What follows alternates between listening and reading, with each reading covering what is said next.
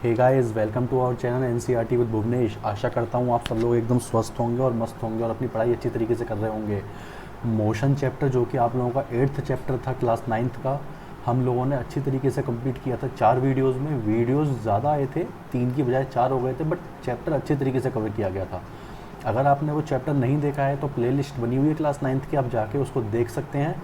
आज हम chapter 9 forces and laws of motion start करने वाले हैं और इसको भी हम 2 से 3 वीडियोस के अंदर अंदर कवर करेंगे। हर एक कॉन्सेप्ट को अच्छी तरीके से समझेंगे और उसके बाद ही हम आगे बढ़ेंगे।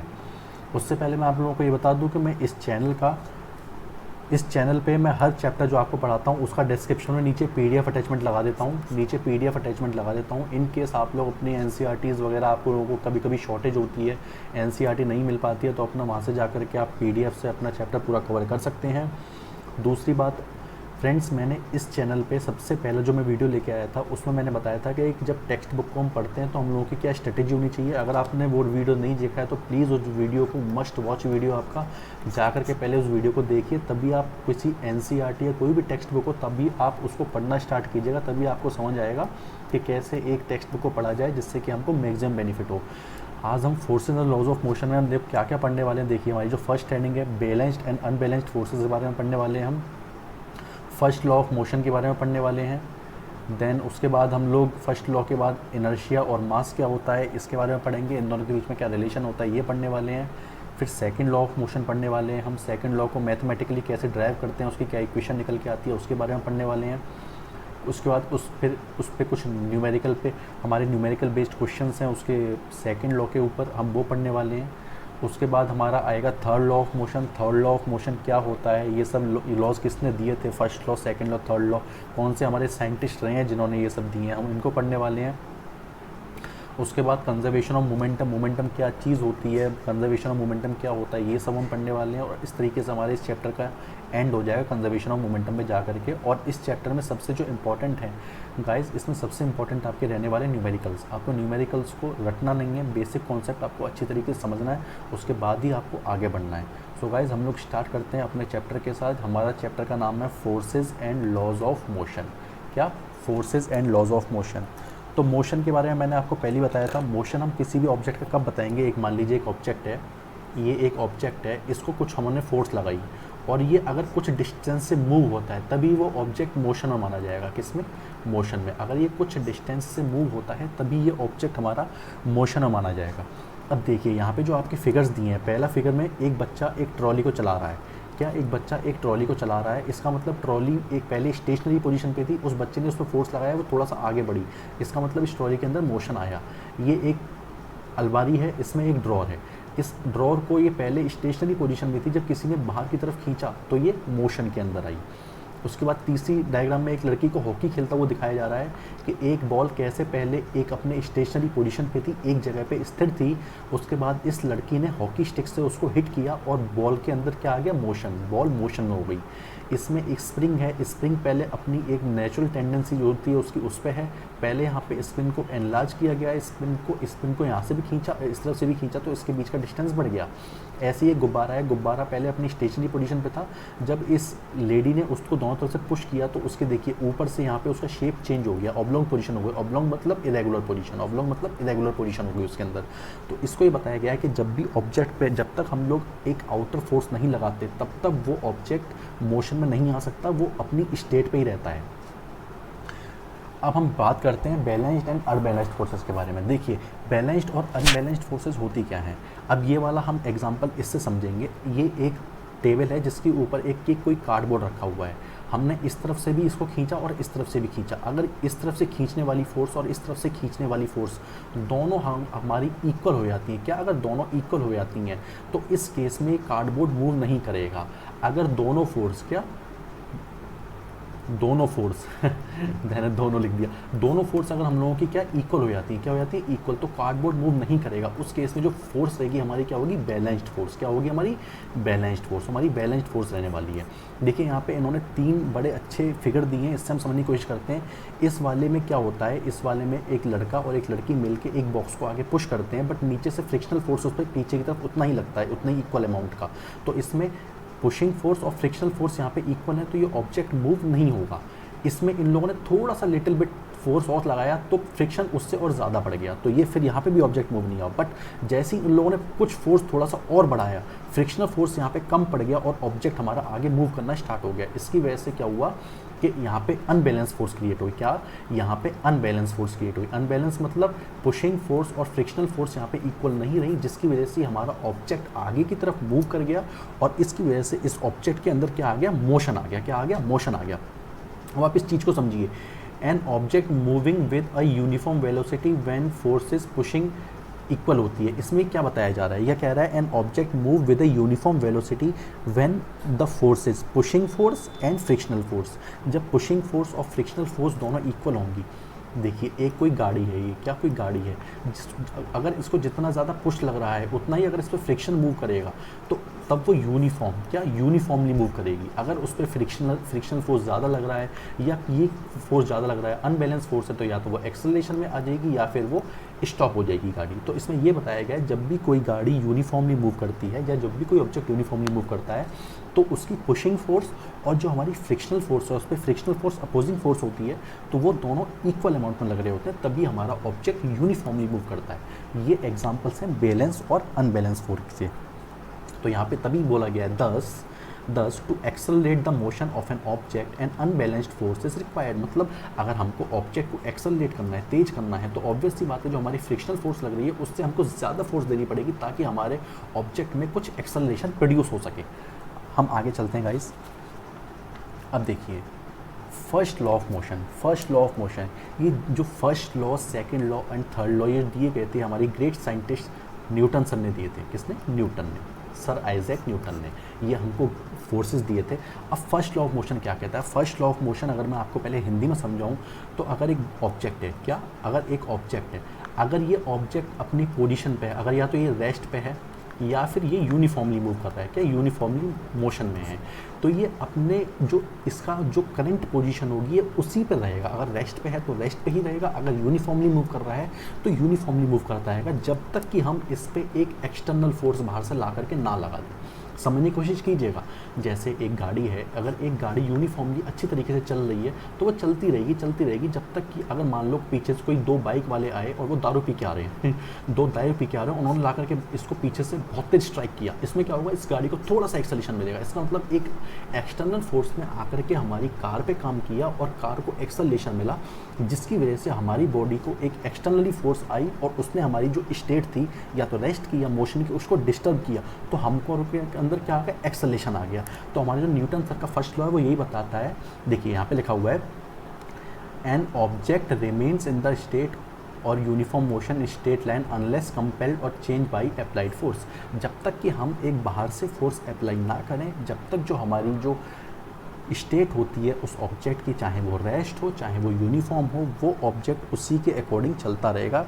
इसमें कोई डाउट तो नहीं है। देखिए इसमें कितना अच्छा एग्जांपल दिया गया है। इस जो होता है, अगर ये बॉल यहाँ से गिर रही है, यहाँ क्या यहाँ से गिर रही है, अगर इसका यहाँ पे एंगल छोटा है तो ये ऊपर ज़्यादा मूव करेगी, अगर एंगल थोड़ा सा बढ़ जाएगा तो यहाँ पे, और ये थोड़ा सा यहाँ पे, अगर यहाँ पे बिल्कुल नहीं है तो यहाँ पे सीधी चली जाएगी। डाउनवर्ड मोशन और upward motion of A marble, ये आप समझ लीजिएगा गाइस, जब आप एनसीईआरटी पढ़ेंगे तो आपको समझ में आ जाएगा। मेन कॉन्सेप्ट फर्स्ट लॉ का यही था, एन ऑब्जेक्ट, अगर कोई ऑब्जेक्ट है अगर वो स्टेट ऑफ रेस्ट पे है तो वो स्टेट ऑफ रेस्ट पे ही रहेगा, अगर state of motion along straight line है तो वो state of motion along straight line ही रहने वाला है, जब तक कि हम उसको एक एक्सटर्नल फोर्स नहीं लगाते हैं। क्या? जब तक हम उस पर कोई एक्सटर्नल फोर्स नहीं लगाते हैं। चलिए गाइस आगे चलते हैं। आई होप इतना आपको क्लियर हो गया होगा। अब देखिए अब हम लाते हैं इनर्शिया एंड मास के ऊपर। देखिए इनर्शिया और मास क्या होता है?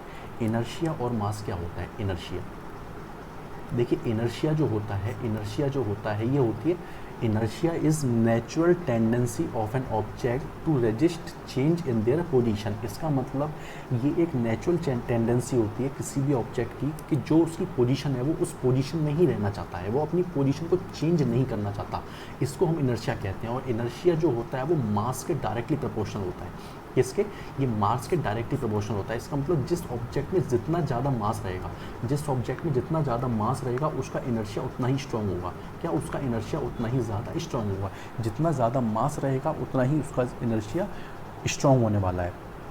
देखो अब इसको हम एक एग्जांपल से समझेंगे, इसमें क्या बताया गया है। अगर मान लो यहाँ पे मैंने एक ब्रिक रखी, क्या रखी, मैंने एक ब्रिक रखी, ब्रिक, क्या मैंने एक ब्रिक रखी, और यहाँ पे मैंने सेम साइज़ का एक क्या रखा, स्पॉन्ज, क्या सेम साइज़ का स्पॉन्ज रखा। हमको पता है ब्रिक के अंदर तो मास टूट टूट के भरा हुआ है, ब्रिक के अंदर इतना सारा मास है, बट स्पॉन्ज के अंदर बहुत कम मास है। अगर हम ब्रिक को हिट करेंगे तो वो इतनी ईजिली हिट नहीं होगी, क्योंकि वो अपनी पोजीशन को रेजिस्ट करेगी, रेस्ट की पोजीशन को रेजिस्ट करेगी, वो अपने रेस्ट पे ही बनना चाहेगी। अगर हम उसको तेज़ हिट करेंगे तभी वो थोड़ा बहुत मूव करेगी। अगर यहीं पे एक स्पंज है, स्पंज में सेम साइज़ है, क्या इन दोनों का सेम साइज़ है, बट उसका मास बहुत कम है, इसका मास बहुत कम है। अगर हम इसको किक करते हैं बहुत तेज़ी से, अगर हम इसको बहुत तेज़ी से किक करते हैं जा करके, तो ये तुरंत वहाँ से हिल जाएगा। क्यों? क्योंकि उसके अंदर इनर्शिया जो है उतना ही कम होगा, क्योंकि उसका उतना मास है, तो वो उसको अपनी जो पोजीशन है उसको वहाँ पे रजिस्ट कर ही नहीं पाएगा, और वो आगे मूव कर जाएगा। क्या? वो आगे मूव कर जाएगा। देखिए अब आपके कुछ इंटरेस्ट क्वेश्चन हैं, हम इसको ट्राई करते हैं, इससे हम समझने की कोशिश करेंगे क्या होगा। देखिए ये पहला क्वेश्चन कह रहा है, which of the following has more inertia, a rubber ball and a stone of same size. एक रबर बॉल दी है और एक स्टोन दिया है सेम साइज़ का। देखिए अगर यहाँ पे एक रबर बॉल है और अगर एक सेम साइज़ का स्टोन है, तो स्टोन तो अंदर पूरा भरा हुआ होगा और रबर बॉल अंदर से क्या होगी, खोखली। इसका मतलब इसका जो मास होगा, वो इससे क्या होगा, इस वाले मास से कम होगा। इसका मतलब इनर्शिया किसके अंदर ज़्यादा होगा, स्टोन वाले में। किसमें? स्टोन वाले में। आगे चलते हैं। अब बाईसाइकिल एंड ट्रेन, कितना इजी क्वेश्चन है। साइकिल और ट्रेन में कोई कंपैरिजन है क्या? ट्रेन का हमें पता है मास भी ज़्यादा है, वेट भी ज़्यादा है, सब कुछ ज़्यादा है, तो ऑब्वियसली बात है ट्रेन का इनर्शिया ज़्यादा होने वाला है। अब 5 रुपये कॉइन और 1 रुपये कॉइन, तो इसमें किसका ज़्यादा होगा? ऑब्वियसली बात है 5 रुपये कॉइन जो होता है उसका वेट हाई होता है, उसका जो मास होता है उसके अंदर ज़्यादा होता है, तो ऑब्वियसली बात है उसमें भी इनर्शिया ज़्यादा होने वाला है। अब देखिए सेकंड क्वेश्चन देखिए बहुत ही इंपॉर्टेंट रहने वाला है। ये कह रहा है in the following example, in the following is example, try to identify the number of times the velocity of a ball changes। ये बोल रहा है कि कितनी बार बॉल की वेलोसिटी चेंज होने वाली है। देखिए a footballer kicks a football to another player, पहले उसने दूसरे प्लेयर को दी, of his team, who kicks the ball football towards the goal. मतलब एक बंदा यहाँ पे उसने अपने टीम वाले को पहले दी और फिर उसने कहाँ पे, गोल पे मार दी। कहाँ पे? गोल पे मार दी। Goalkeeper of team collects the ball, उसने गोलकीपर ने यहाँ पे क्या किया, बॉल को कलेक्ट किया and collects the ball and kick towards player of his team, उसने फिर अपनी टीम के यहाँ पे क्या कर दिया, उसको यहाँ से किक कर दिया। क्या कर दिया? किक। इसमें कितनी बार चेंज हुई? देखो सबसे पहले क्या होगा, first player kicks the football. पहला प्लेयर जब वो फुटबॉल को किक करता है तो उस वक्त फुटबॉल की इनिशियल वेलोसिटी क्या आती है, यहाँ पे 0। यहाँ पे आई तो उसकी वेलोसिटी होगी v, एक बार चेंज हुई। कितना? एक बार चेंज हुई। उसके बाद क्या करता है, सेकंड प्लेयर गोल की तरफ तो हिट करता है इसको दोबारा से, तो उसकी यहाँ पे क्या हो, दूसरी बाल चेंज हो गई। अब यहाँ पे कलेक्ट कर लेता है। क्या कर लेता है? कलेक्ट। इसका मतलब वेलोसिटी यहाँ पे उसकी एक कुछ टाइम के लिए 0, क्या 0, तो यहाँ पे तीसरी बार चेंज हो गई। और फिर यहाँ पे ये तुरंत दोबारा हिट करता है, तो ये फोर्थ टाइम। कितना? Fourth time. तो एक बार यहाँ पे चेंज होगी, एक बार यहाँ पे, एक बार यहाँ पे और एक बार यहाँ पे। वेलोसिटी कितनी बार चेंज होगी हमारी बॉल की? 4 बार। क्या हमारी वेलोसिटी बॉल की कितनी बार चेंज होने वाली है गाइस? 4 बार हमारी वेलोसिटी चेंज होगी। अब देखिए थर्ड क्वेश्चन देखते हैं। Explain why some of leaves में get detach from tree if we vigorously shake it. ये कह रहा है कि जब हम किसी ट्री को विगोरसली, क्योंकि ये कोई हमारा ट्री है, अगर हम इसको विगोरसली शेक करेंगे यहाँ से, तो इसकी जो लीव्स हैं वो ब्रांचेस से वो टूट के गिर जाएंगी। क्यों? ऐसा क्यों होता है? देखिए ऐसा होता है क्योंकि जो हमारी लीव्स होती हैं, क्या लीव्स होती हैं, उनका इनर्शिया वर्क करता है। क्या करता है? इनर्शिया।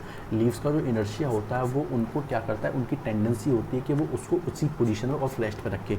तो जिसलिए जैसे ही हम ट्री को विगोरसली शेक करते हैं तो पोजीशन ऑफ रेस्ट पे आने के लिए वहाँ से डिटैच होकर के नीचे गिर जाता है और वहाँ पे पोजीशन ऑफ रेस्ट पे आ जाता है। ठीक है, ये क्वेश्चन के लिए। अब देखिए fourth question, why do you fall in forward direction when a moving bus brakes to stop and fall backward direction when it accelerates from the rest. ये बहुत ही इंपॉर्टेंट क्वेश्चन और बहुत ही अच्छा क्वेश्चन होने वाला है गाइस। देखिए जब भी एक बस एक रेस्ट की पोजीशन पे होती है तो हम लोग भी वहाँ पे रेस्ट की पोजीशन में बैठे होते हैं। जैसे ही ये बस आगे मूवमेंट करती है तो उसमें थोड़ा सा एक्सेलरेशन लगता है, क्योंकि वो अपनी पोजीशन से हिलती है। तो हमारी जो बॉडी होती है, हमारा जो इनर्शिया होता है, वो इनर्शिया हमको रेस्ट पे रहने के लिए अपोजिट डायरेक्शन में फोर्स लगाता है। अगर बस ने आगे एक्सेलरेट किया, तो हमारी बॉडी पुश हमको पीछे करेगी। किस लिए? Due to inertia.